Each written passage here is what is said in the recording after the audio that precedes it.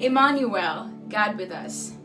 What does this really mean? In Matthew chapter 1:23, we see that Matthew announces that a virgin will have a baby, and that baby will be named Emmanuel, which literally translates to God with us, showing us Jesus is God's presence in the world. It is God himself dwelling with us, dwelling with you. And we know that in the beginning, God's plan was to dwell with man. God's plan was to have a relationship with us. God's plan was to be with us. That is what he wanted. Even when we sinned and fall short in the Garden of Eden, he still had a plan to reconcile us back to him.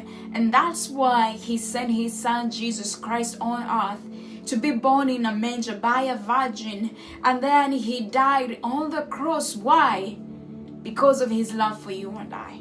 Because he cares about us. Do you know that what God requires the most is for him to have a relationship with you? That is his greatest desire. And everything he does is that his children, his sons and daughters can have relationship with him. So dear friend, this Christmas, I want you to remember that God is with you. In the quiet moments, in the noise, the joy or the unknowns, I want you to know that he is near. Emmanuel means he's present, loving, and walking with you. So hold on to that truth and know that he is with you. In fact, when we go further in chapter 2 in Matthew from verse 1 to 2, where we see that the wise men traveled many hundreds of miles to see the King of the Jews, Jesus, who was born. And when they finally found him, do you know what they did? They responded with joy, with worship, with gifts. And we have to know that this is very different from the approach most people often take today. Because here it is.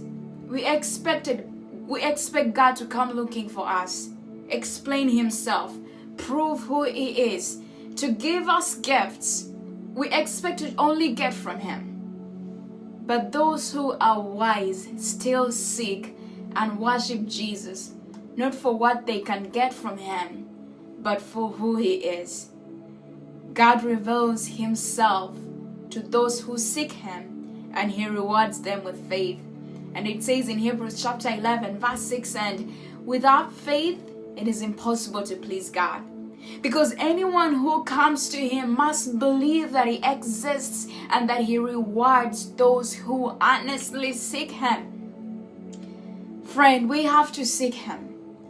Seeking him knowing that he has already given himself to us completely with everything.